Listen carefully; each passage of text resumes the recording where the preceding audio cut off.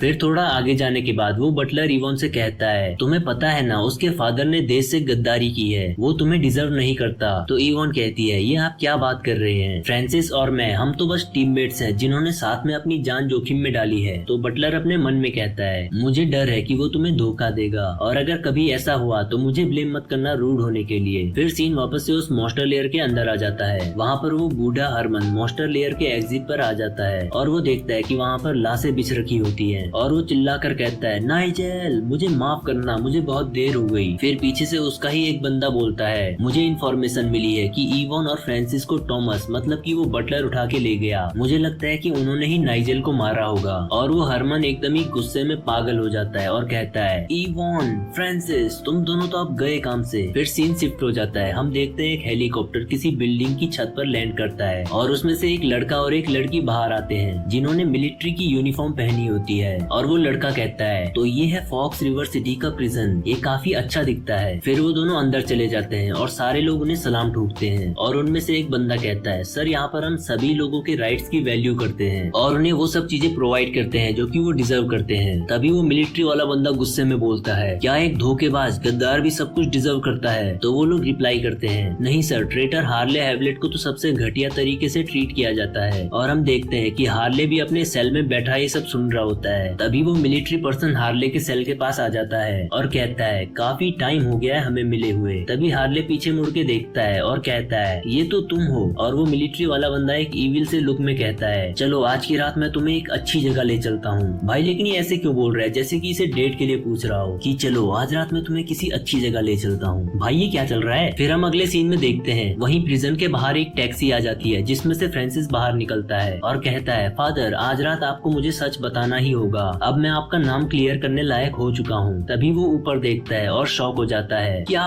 ये क्या है? और हम ऊपर देखते हैं एक बड़ी सी स्पेसशिप जैसी कोई तो चीज होती है और उसके बारे में बताया जाता है, ये एयर प्रिजन है। इस प्रिजन में अर्थ के सबसे खतरनाक और सबसे घटिया क्रिमिनल्स को रखा जाता है। और ये चैप्टर यहीं पर खत्म होता है। तो चैप्टर 14 की स्टार्टिंग में हम देखते हैं उसी एयर प्रिजन को जो कि चैप्टर 13 के एंड में हमने देखा था। आज तक इस प्रिजन में जो भी गया है वो कभी जिंदा बाहर नहीं निकला। इस प्रिजन में जो एक बार चला जाता है उसका बाहरी दुनिया से पूरी तरह से कनेक्शन कट हो जाता है। ना वहाँ उसे कोई मिलने आ सकता है और ना ही उससे कोई बाहर का आदमी बात कर सकता है। तो मतलब ये एक तरह से काला पानी की सजा के जैसा है। फ्रांसिस नीचे खड़ा हुआ सोच रहा होता है, ये तो एयर प्रिजन है, ये यहाँ क्यों आया है? कहीं ऐसा तो नहीं कि डैड? और फ्रांसिस भागकर प्रिजन के अंदर चला जाता है। और वहीं दूसरी ओर प्रिजन की बिल्डिंग के छत पे वो मिलिट्री वाले लोग फ्रांसिस के फादर हार्ले को ले जा रहे होते हैं अपने हेलीकॉप्टर में बिठाने के लिए। और नीचे से फ्रांसिस बहुत स्पीड में आ रहा होता है सीढ़ियां चढ़ते हुए, और प्रिजन के गार्ड उसका पीछा कर रहे होते हैं, लेकिन वो फ्रांसिस की स्पीड के साथ कैचअप नहीं कर पाते। और फ्रांसिस भागते भागते बिल्डिंग के टॉप पर आ जाता है और पीछे से चिल्लाता है, डैड। तभी ये सुन के हार्ले रुक जाता है और वो दोनों मिलिट्री ऑफिसर भी पीछे मुड़ के देखते हैं कि ये क्या चल रहा है। और वहाँ पे खड़े बाकी सारे गार्ड्स मिलके फ्रांसिस को रोकने लगते हैं, लेकिन फ्रांसिस तो अकेले ही उन सबको पटक पटक के मारने लगता है और कहता है, हट जाओ मेरे रास्ते से। तभी वो मिलिट्री ऑफिसर हार्ले से कहता है, तो ये है तुम्हारा लूजर बेटा, हा हा हा, इंटरेस्टिंग। तो हार्ले कुछ बोलने ही वाला होता है लेकिन चुप हो जाता है और फ्रांसिस पीछे से सबको पटक पटक के मारते हुए आगे बढ़ता रहता है और कहता है, एयर प्रिजन से कोई भी प्रिजनर कभी बाहर नहीं आ सकता। मैं उन्हें अपने फादर को वहाँ नहीं ले जाने दे सकता। मैं सच का पता लगाऊंगा और अपने फादर का नाम क्लियर करूंगा। और फ्रांसिस भागते हुए हार्ले की तरफ जा रहा होता है, लेकिन तभी वो देखता है कि राइट साइड से एक अटैक आ रहा है और उसके पास डॉज करने का कोई टाइम नहीं है। तभी सिस्टम परसेप्शन स्किल को एक्टिवेट कर देता है और फ्रांसिस एकदम से पीछे घूमते हुए उस मिलिट्री ऑफिसर लड़की के अटैक को रोकते हुए उसका हाथ पकड़ लेता है। और वो लड़की भी शॉक हो जाती है और कहती है, क्या उसने अभी अभी मेरी स्किल हैंड नाइफ को रोक दिया? कैसे? तभी वो अपना हाथ छुड़वाती है और एक कदम पीछे हट जाती है। फ्रांसिस एकदम ही गुस्से में और डार्क लुक के साथ कहता है, हट जाओ मेरे रास्ते से, मैं बस अपने फादर से एक लास्ट टाइम मिलना चाहता हूँ और उन्हें गुड बाय कहना चाहता हूँ। लेकिन वो लड़की नहीं मानती और बहुत तेजी से फ्रांसिस के पीछे जाकर फ्रांसिस पे अटैक कर देती है। और फ्रांसिस को यहाँ पर थोड़ा सा डर तो लग रहा होता है, लेकिन वो एकदम से पीछे घूमता है और अपनी स्वॉर्ड से उसका अटैक ब्लॉक कर देता है। लेकिन वो अटैक काफी पावरफुल होता है जिसके कारण फ्रांसिस को पीछे के लिए धक्का लगता है, लेकिन फ्रांसिस को कुछ नहीं होता। और वो लड़की कहती है, उसने फिर से मेरे अटैक को ब्लॉक कर दिया, ये कोई लकी स्ट्राइक तो नहीं हो सकती। और वो फ्रांसिस के ऊपर बहुत स्पीड में लगातार अटैक करने लगती है, लेकिन फ्रांसिस भी सारे अटैक्स को ब्लॉक करता रहता है और कहता है, ये तो काफी खतरनाक लड़की है, उसकी पावर और स्पीड तो मुझसे कई ज्यादा है। क्या वो एक सीनियर स्टार फॉलन वॉरियर है? अगर मेरे पास परसेप्शन स्किल नहीं होती तो मैं उसके मूव्स बिल्कुल भी नहीं देख पाता और अब तक तो नॉकआउट हो जाता। तभी वो पीछे खड़ा मिलिट्री मिलिट्री ऑफिसर हार्ले से कहता है, क्या वो सच में तुम्हारा बेटा है? जैसा बाप वैसा बेटा। वो अपनी पावर्स को छुपाने में काफी अच्छा है, लेकिन हार्ले खुद भी शॉक होता है कि फ्रांसिस इतना पावरफुल कैसे हो गया। और वहीं फ्रांसिस अभी भी उस लड़की से फाइट कर रहा होता है और बहुत मुश्किल से उसके अटैक्स को डॉज कर रहा होता है। उस लड़की के अटैक्स इतने पावरफुल होते हैं कि फ्रांसिस की हालत खराब होने लगती है। उसके हाथों में से धुआं निकलने लगता है और वो कहता है, शिट, मुझे स्टार फॉलन स्वॉर्ड को एक्टिवेट करना होगा रेजोनेट करने के लिए। तभी सामने से वो लड़की फुल स्पीड में फ्रांसिस की ओर अटैक करने के लिए आने लगती है और कहती है, हार मान लो अगर तुम अपने हाथों को नहीं तोड़वाना चाहते तो। लेकिन फ्रांसिस तो हार मानने से रहा और वो अपनी स्टार फॉलन स्वॉर्ड को निकाल कर एक्टिवेट कर देता है और भागते हुए अटैक करने को जाता है और वो दोनों ही आपस में टकरा जाते हैं, जिससे एक बड़ा धमाका होता है और चारों तरफ धूल ही धूल उड़ने लगती है। और धूल के हटने के बाद वो दोनों सामने आते हैं तो दोनों पे एक भी स्क्रैच नहीं होता, लेकिन दोनों ने अपने वेपन्स को एक्टिवेट कर दिया होता है। उस लड़की का वेपन होता है एक स्पेशल टाइप के ग्लव्स, जिसमें कि मॉन्स्टर एसेंस कोर लगा हुआ होता है और उसके नकल्स पे ब्लेड लगी होती है। और दूसरी ओर फ्रांसिस के हाथ में उसकी स्टार फॉलन स्वॉर्ड होती है और फ्रांसिस काफी थक गया होता है और हांफने लगता है। लेकिन तभी फ्रांसिस की स्वॉर्ड में लगा मॉन्स्टर एसेंस कोर टूट जाता है और पीछे से वो मिलिट्री ऑफिसर फ्रांसिस के लिए तालियां बजाते हुए कहता है, बहुत खूब, इतनी कम एज में इतना पावरफुल होना तो सच में काबिले तारीफ है। लेकिन तुम्हारी किस्मत बुरी है जो कि तुम एक गद्दार के बेटे हो। मगर तुम्हारे इतने एफर्ट्स के लिए मैं तुम्हें 1 मिनट का टाइम देता हूँ अपने फादर से लास्ट टाइम मिलने का और उन्हें गुड बाय कहने का। तो फ्रांसिस अपने फादर के पास चला जाता है और कहता है, डैड। तभी हार्ले काफी खुश होते हुए कहता है, तुम अब पहले से काफी स्ट्रॉन्ग बन चुके हो फ्रांसिस। तुम अब एक बच्चे नहीं रहे बल्कि एक आदमी बन चुके हो। और अपने डैड के मुंह से इतनी तारीफ सुनने के बाद तो फ्रांसिस बिल्कुल ही फूट पड़ता है और रोने लगता है। तो हार्ले फ्रांसिस से कहता है, मुझे लगता है मैं तुम्हें ये बता सकता हूँ कि मैंने कभी अपने देश के साथ गद्दारी नहीं की और सैंडविच सिटी के खत्म होने का जो सच है वो ये है कि। लेकिन तभी हार्ले रुक जाता है और कहता है, तुम गोल्डन सिटी के मिलिट्री बेस में जाओ और वहाँ रेस्ट्रिक्टेड एरिया के एक लॉकर में एविडेंस रखे हैं जिसका पासवर्ड है। और वो फ्रांसिस के कान में कोड बता देता है और पता नहीं कोड में ऐसी तो कौन सी गाली होती है जो कि फ्रांसिस भी कोड सुनकर एकदम ही शॉक हो जाता है। फिर नेक्स्ट सीन में हम देखते हैं वो मिलिट्री वाले लोग हार्ले को हेलीकॉप्टर में बिठाकर एयर प्रिजन में ले जाते हैं और वो एयर प्रिजन भी वहाँ से उड़ते हुए चला जाता है और यहाँ पर फ्रांसिस खड़ा होकर उसे देखता रहता है और ये चैप्टर यहीं पर खत्म होता है। तो भाई फाइनली इस चैप्टर में आकर कुछ तो अच्छा हुआ अपने एमसी के साथ। उसे अपने फादर से एडमिरेशन मिला और तो और वो मिलिट्री ऑफिसर ने भी फ्रांसिस की तारीफ की और फ्रांसिस को फाइनली अपने फादर का नाम क्लियर करने का रास्ता मिल गया, जो कि ऑब्वियसली उसके फादर ने ही बताया। तो अब नेक्स्ट एपिसोड में फ्रांसिस की एक तरह से न्यू जर्नी स्टार्ट होने वाली है, इसलिए इस जर्नी से बने रहने के लिए चैनल को कर दो सब्सक्राइब और एक्सप्लेनेशन अच्छी लग रही हो तो वीडियो को लाइक भी कर दो यार। हम मिलेंगे अगले एपिसोड में, तब तक के लिए गुड बाय।